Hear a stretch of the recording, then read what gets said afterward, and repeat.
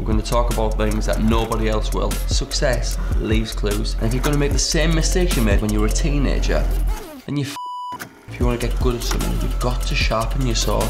We're going to smash this.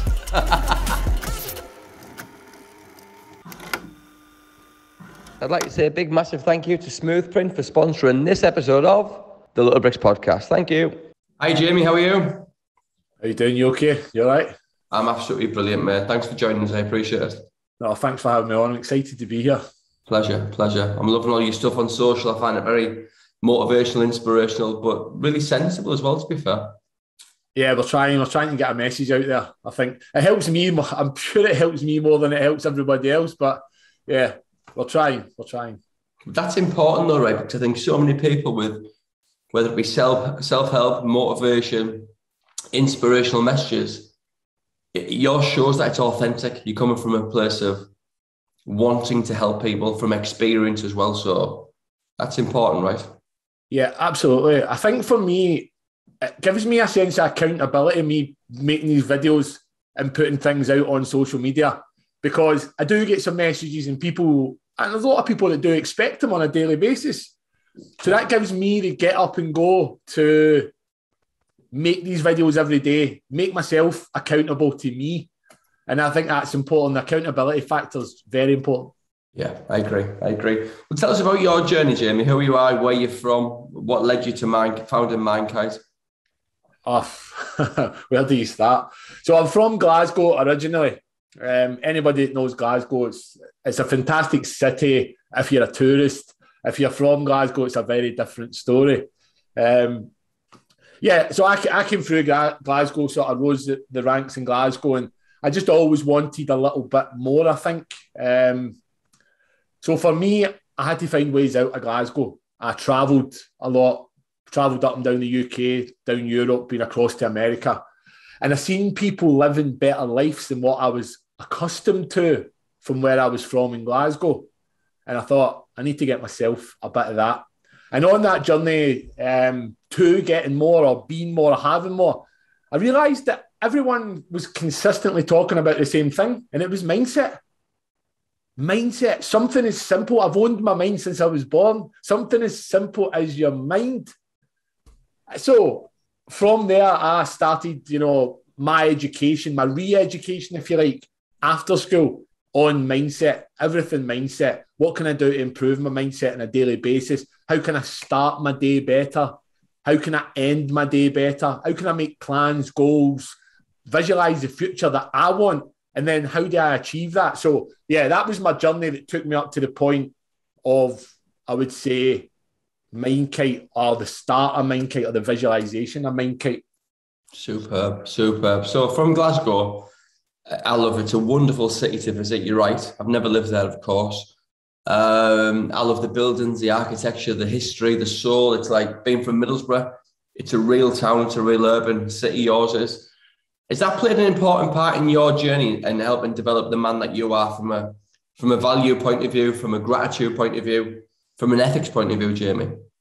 Yeah, absolutely. From a background of not really coming from much, I think that I respect everything that I have now, and I've always had respect for everything I got along the way. I really value anything that's people as well, any things or people that have come into my life along my journey. Whether it's been good or bad, I always think there's a lesson to be learned from everything there. So yeah, I think Glasgow definitely, and I'm sure there's other cities and towns around the UK that are similar, but I think it builds character when you've had to fend a little harder, dig a little deeper on times, struggle, but I think struggle makes character. Yeah, so you said there about you're grateful for the experience, both good and bad. So winning and losses, losses are so important. The John Kavanagh book, We Win or We Learn, I think it was a great Tony Robbins quote.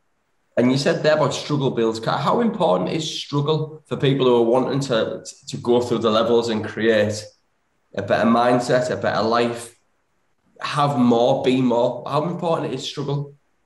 Absolutely imperative. I think if you don't taste struggle or you've never had struggle, what are you going to do when it happens? If your life's been plain sailing, you've been handed everything, you've got the best everything, and then struggle comes, you're going to be in a world of pain. You're not going to know what to do. You're not going to have that memory bank of tools to go back to and go, okay, I've been here. I remember this. I can adapt. I can change. I can maneuver. If you don't have that, it's going to be like hitting a wall. Bang. Yeah. So I think struggle is really, really important. You know, you don't want to be too much yet. You don't want to be immersed in it all the time, but you do want to taste a little bit of that struggle, and you do want to learn the lessons that struggle teaches you. Yeah, I get you. I'm with you all the way. I think we're programmed from sport from an early age that losses are bad. He's got a loss in his record for professional fighters. It's a fucking great thing. You look at the UFC now, it's a total different sport, but the more losses, the more the fighter, the better the fighter, it seems, apart from the odd occasion. What about your habits then? So what are your winning habits? What keeps you on top of your game? As cliche as this is, people talk about routine, right? I got up early in the morning. I'm not saying I'm up early before everybody, but usually what my routine is, I'm up by 6. So by 6, that's just for me. I think there's the 4 a.m. club and the 5 a.m. club and all that. I don't really care what time you get up, as long as you're in a routine of doing that, and you're making the most of your day. So make plans. And I never used to write anything down, scatterbrain. Ever since I started making a plan of my day, I execute a lot more. I get so much more done. So for me, I'm a day guy. So I get up early and I write that plan. I make my plan. First of all, I start with my gratitudes. Again, it's a cliche thing. Do my gratitudes and do my plan for the day and try and execute as many points on that daily plan as I can. So we say it's cliche though, right? And I agree, it is. But it is consistent with winners, and you've met a lot of winners in your life, which we'll touch on. Successful people who are really good people. When I say successful, it doesn't need to be money. It could be in any field, business, family, life, sport, whatever. But they do have consistent habits, right? And success leaves clues.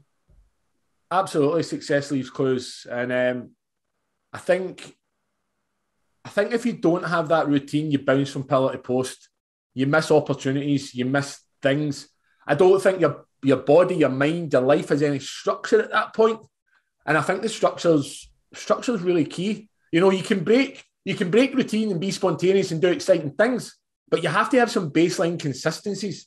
Yeah, I agree. I totally agree. But you're on about writing stuff down.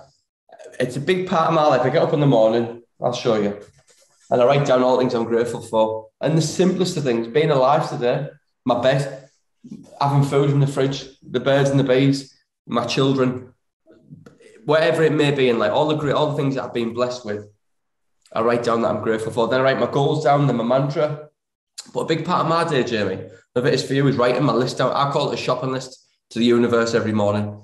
And that alone there, if you ever go shopping without a list, I come out with all sorts of shit, balloons, water guns, bubble bath, and I'm thinking, I've spent a fortune and I've got nothing that I wanted out there. And I think the day is the same. Are you a big lister, Jamie?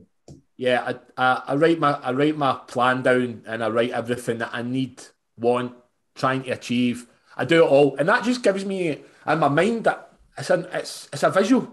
It creates that visualization. I can look and go, I've got 10 things on my list. I've ticked off none. Or I've got 10 things on my list. I've done 5. Right, okay, get to it. Let's get the other 5 done. Absolutely. Writing that stuff down has helped me. I would say in the past 3 or 4 years, even more so, because before that, I didn't write nothing down and all over the place. Yeah, I get you.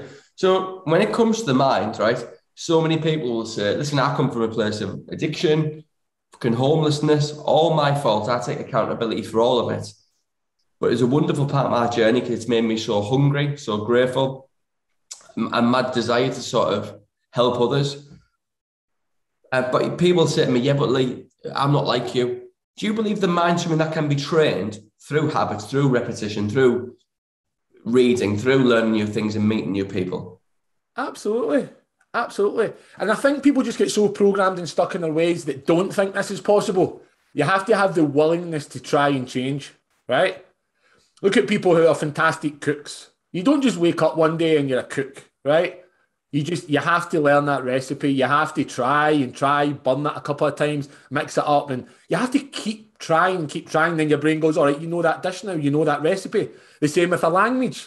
Language is a prime example. Some people move to a different country, let's use Spain as an example, and start to pick it up. They travel more there, they do more, they speak more, and then now they become, fluent in the language.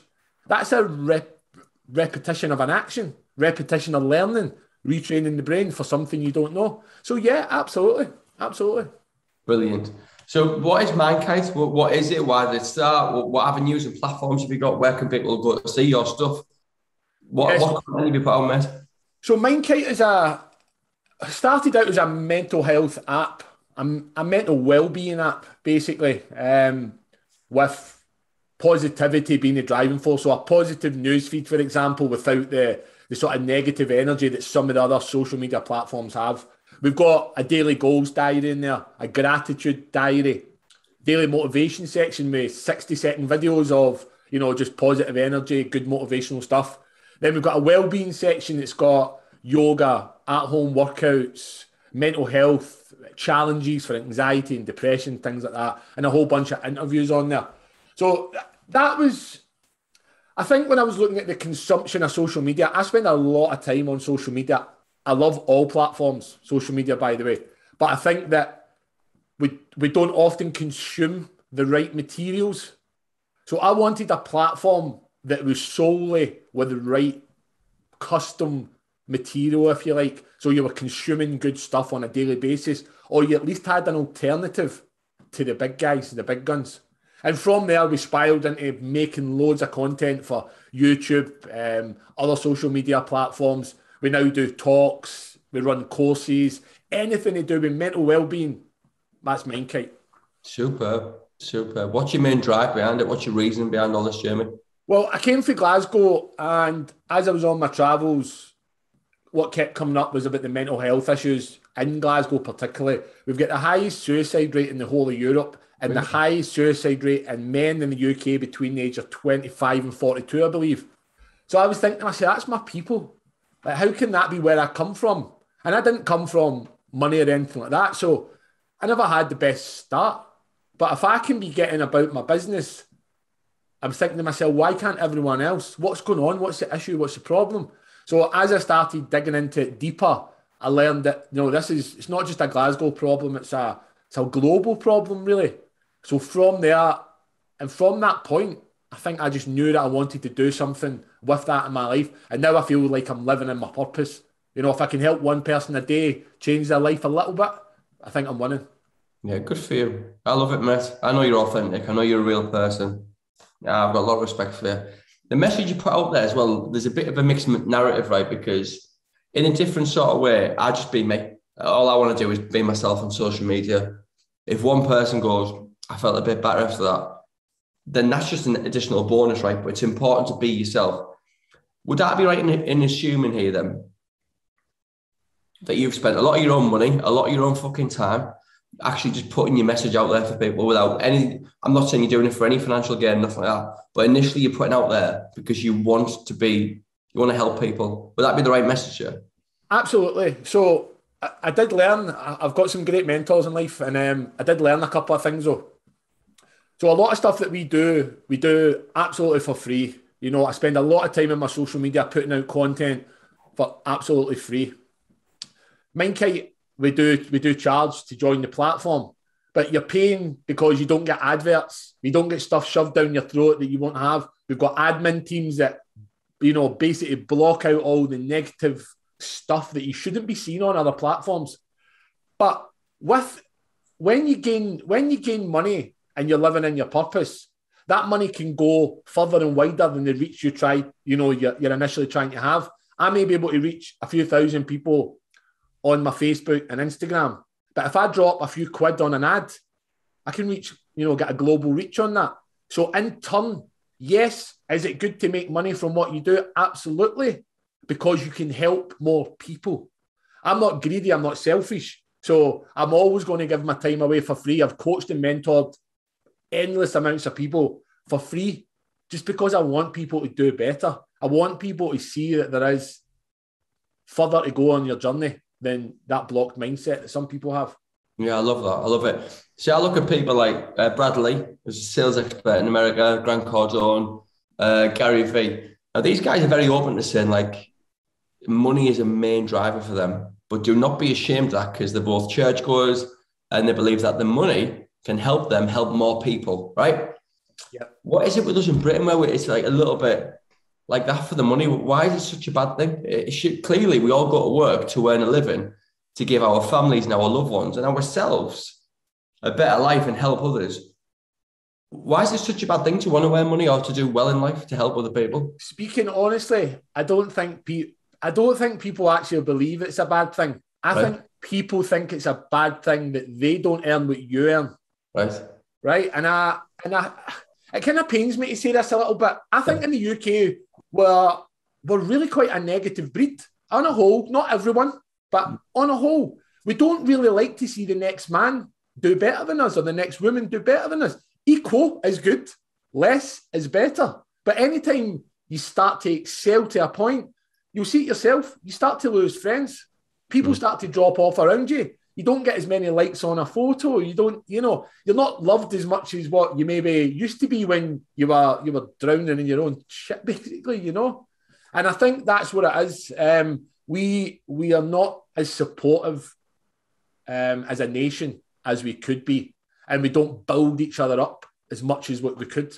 Yeah, I get you. Listen, I look back at myself. You're talking right in my soul there, because I was a fucking hater, brother. Honestly, if I played football, I was on the bench, which everyone goes through that journey.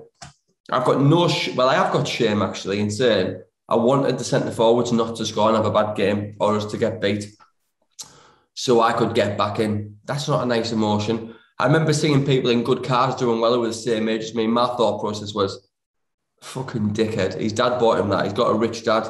He got given a job. He got handed that to him.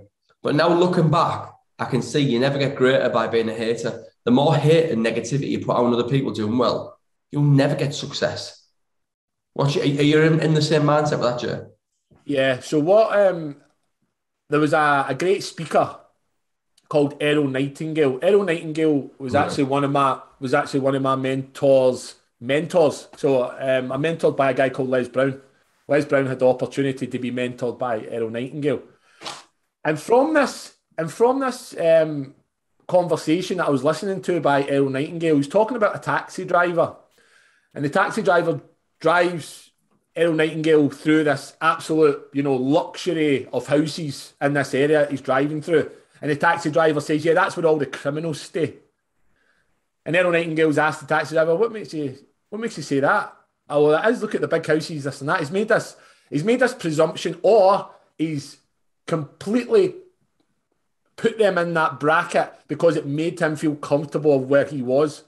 And I think a lot of people do that. I think you're going to hate on somebody because you've not got something that they're in, but it doesn't develop you any further.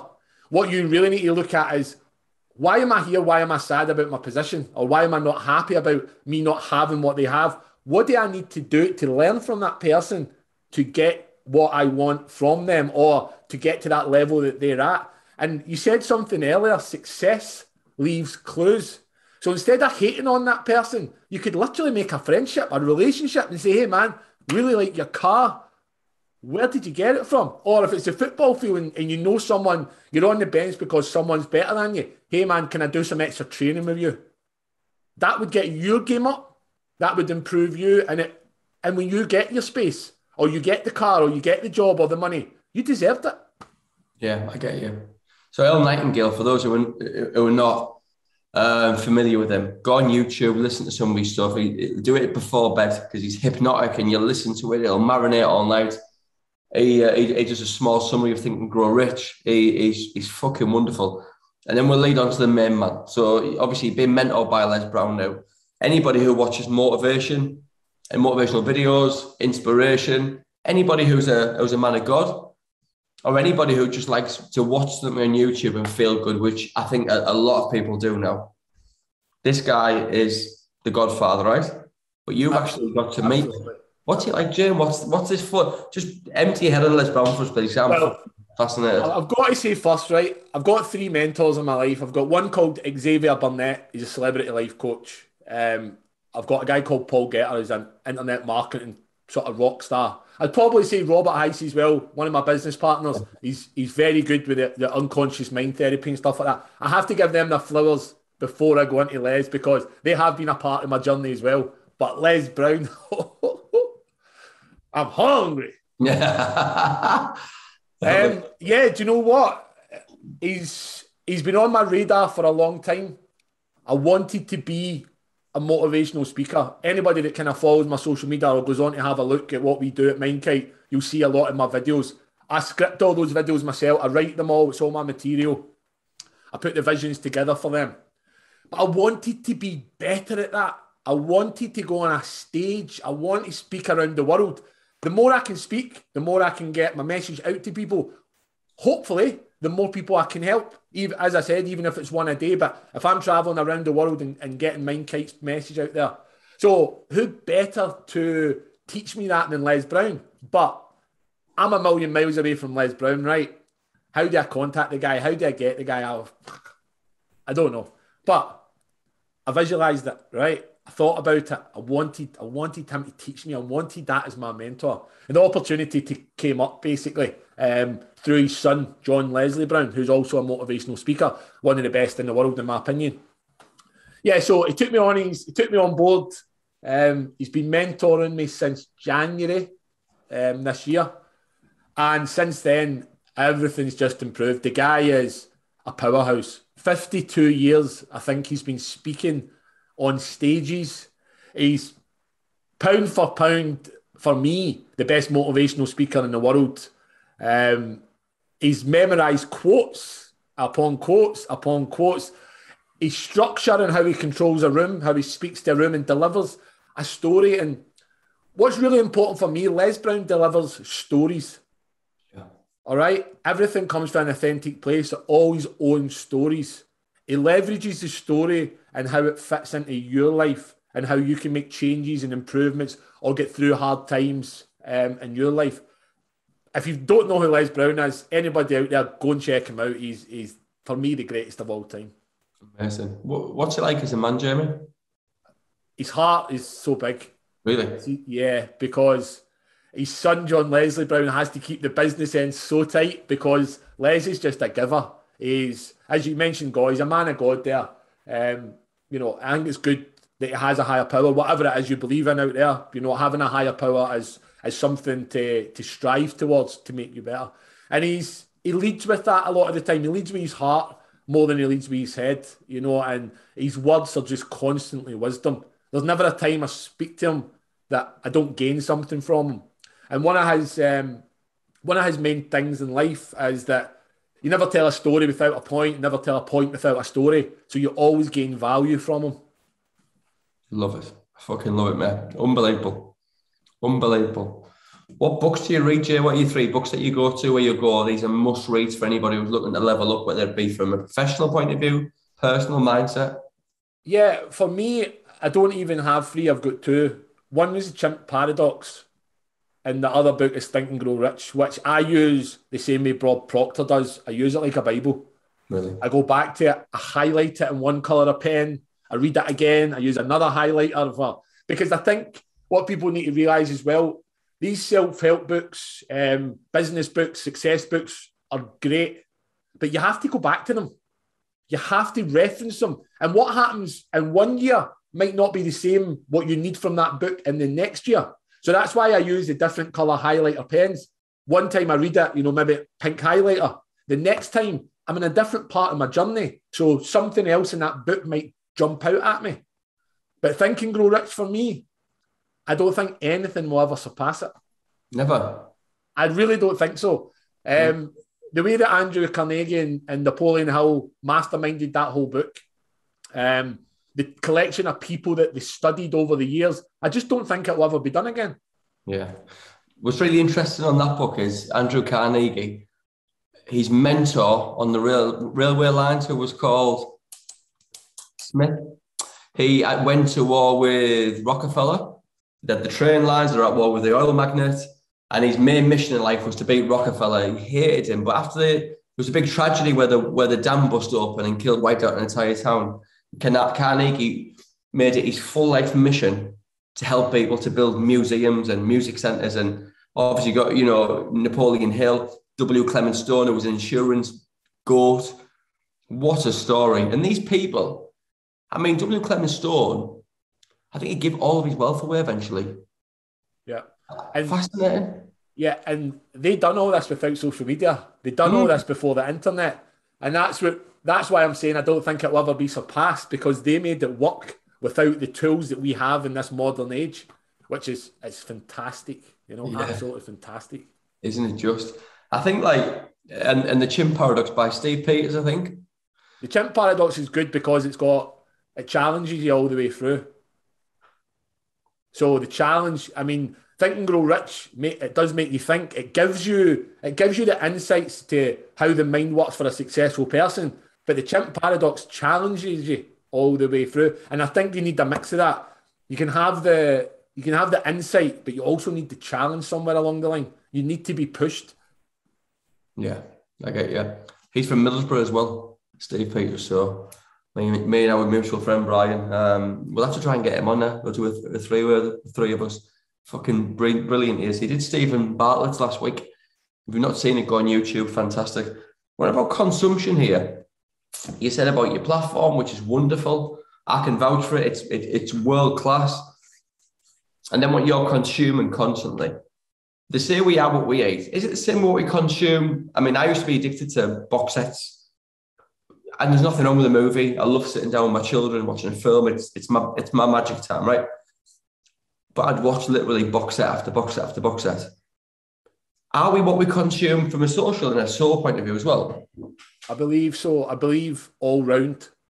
I think anything you put into your body visually, by ear, by nose, by mouth, by sight, well, completely, where we become that, or it has influence over us. I really do believe that. And I think that's why you need to keep good company.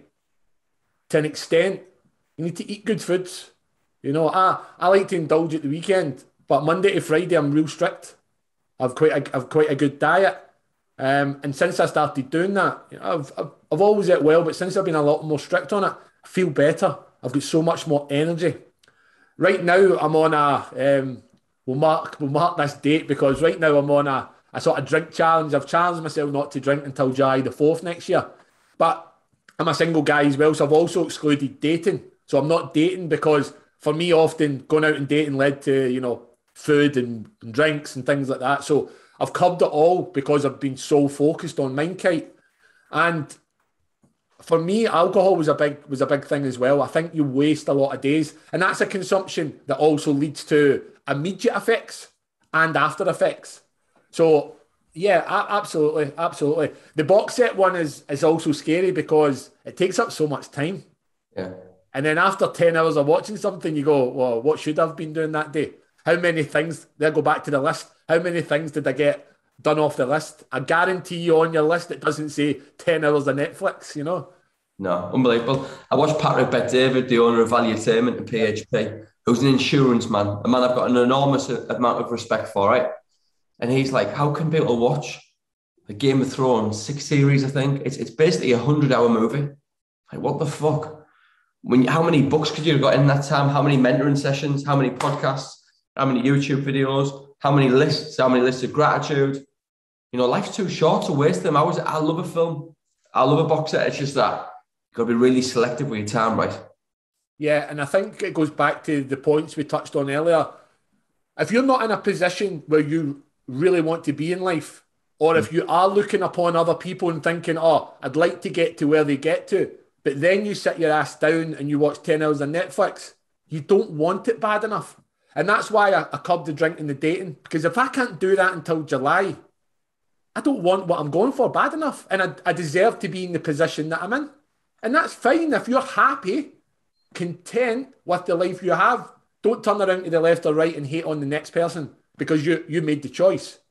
And I think that's what you need to do. I mean, even if you were doing, so let's say 8 hours of Netflix a week, If you decide just to cut out 2 hours of that, one for reading, self-development, and one for the gym, you've made an active change in your life. And then that can be built upon.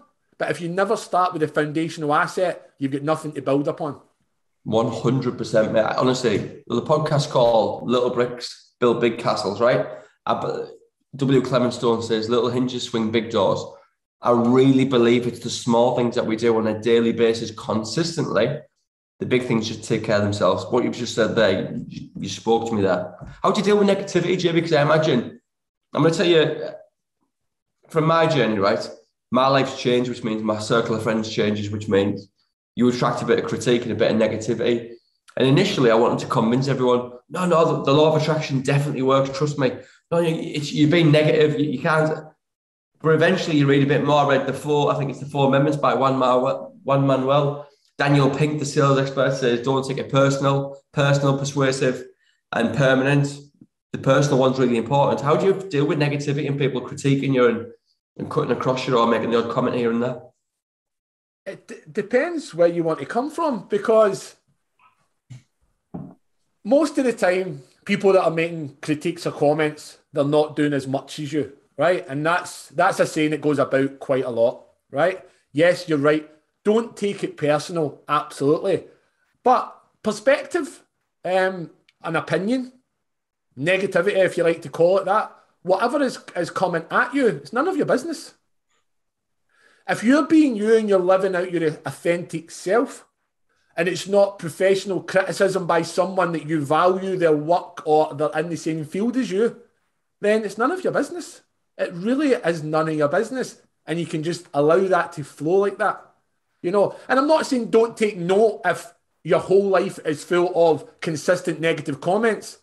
You can take note if there's maybe something that you're doing in your life that is upsetting the world, right? But usually what it is, it's 1 or 2 stray comments, isn't it? So you need to look at that and you go, well, I don't actually value that. I'm not even going to absorb that, because the way I see it is your body, this part of your body, your mind, your spirit, your energy, your soul, whatever you call it, that's on lock. That's a vault. It's yours. Nothing can get in there unless you open it up to people. It's a lock. Cool. That's your opinion of me. That's your perspective of me. Cool. You're allowed that. You are you. You do you. But it's not getting in here. This is on lock. Does that take time to build up? I think it does, because of our programming and the way we use society now, especially with the internet and things like that. I think it's easy to bear that burden and just start absorbing negative energy. But I don't think it's a build-up. I think we can switch it. We have to make the choice, though. We have to make the choice, not bite, which is hard. I mean, I'm from Glasgow, bite everything. But yeah, I mean, for me, a little bit of training, a little bit of exercising, breathing, you just go and step away, put the phone down and step away. And then you come back to it 10 minutes later after a cup of tea. It means nothing. Yeah, I get you. It means nothing, especially if you're giving value to the world. If you're spending your own time to give value out to the world, don't let the comment of 1 or 2 people spoil that for everybody else who's getting value from you. Yeah, I get you. 3 tips for people who are either looking to succeed in business, in life, or maybe just to feel better, to get to a better place with their mindset. Yeah. Stop trying to... One massive one for me is, and I don't care where you go, who you see or who you speak to, but stop bringing up the past. A lot of people are held prisoner by their past.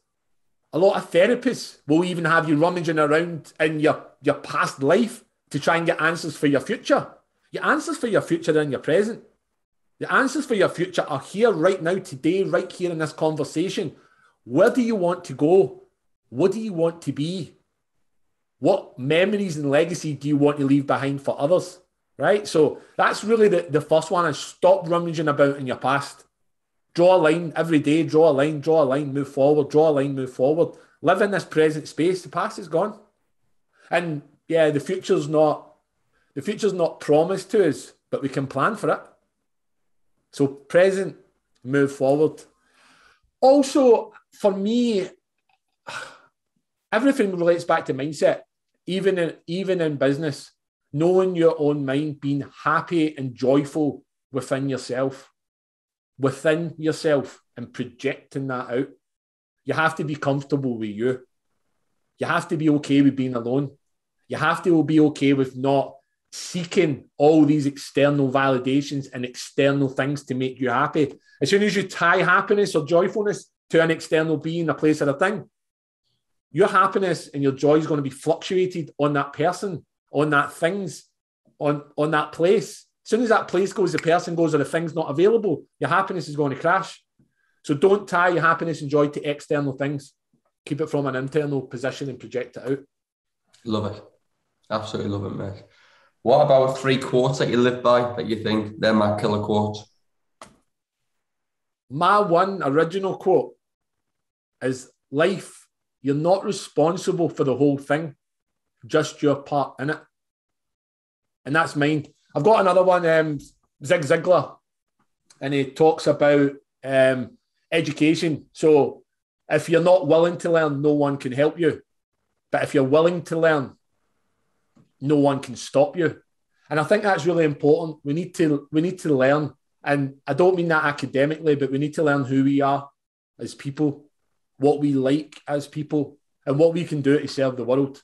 You give value, you will get value. And call it karma, call it what you like. But if you keep consistently doing good and being good, some good's going to rub off on you, and you're going to attract those same type of people as well. Yeah, I agree with you completely. I'm from a sales industry, right? It's my passion. It's how I feed my children. And the big thing for me is training, learning, training. People say, I've done my training. I've already done this training. You don't do training. It's training something you always will do. You never finish training. It's something that you do every single day. Learning something that you do every single day if you really want to reach the top of your potential. Otherwise, you're going backwards. What about the law of attraction before we wrap up here, mate? What's it mean to you? And you've mentioned visualization. I've saved it to the end. It's vibration, law of attraction, who you're attracting in your life. What's it mean to you, mate? Existing in your true self. So I think a lot of people have run to the law of attraction trying to solve, riddles, trying to solve their life problems, trying to pay the electricity bill with law of attraction. And in a sense, you probably can, but it's an existence. You have to live it. You have to breathe it. You have to fully immerse yourself in whatever you're doing.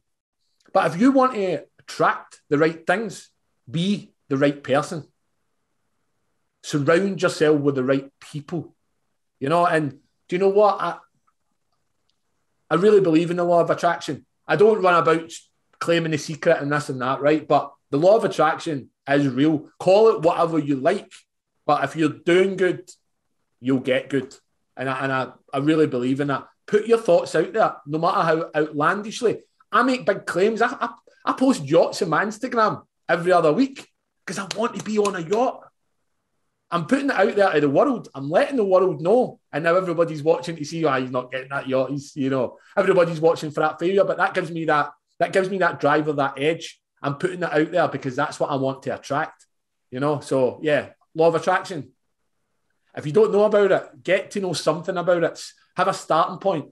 Go and look at some Bob Proctor stuff. Go and look at some Robert Heisey stuff. Learn about visualization, the reticular activating system. Learn about the law of attraction. Love it.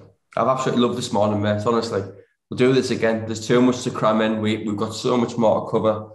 But I'm conscious, obviously, of your time and the fact that we've got a time scale here. I'd like to say thank you first and foremost. It's an honour being your friend. I've got a lot of respect for you.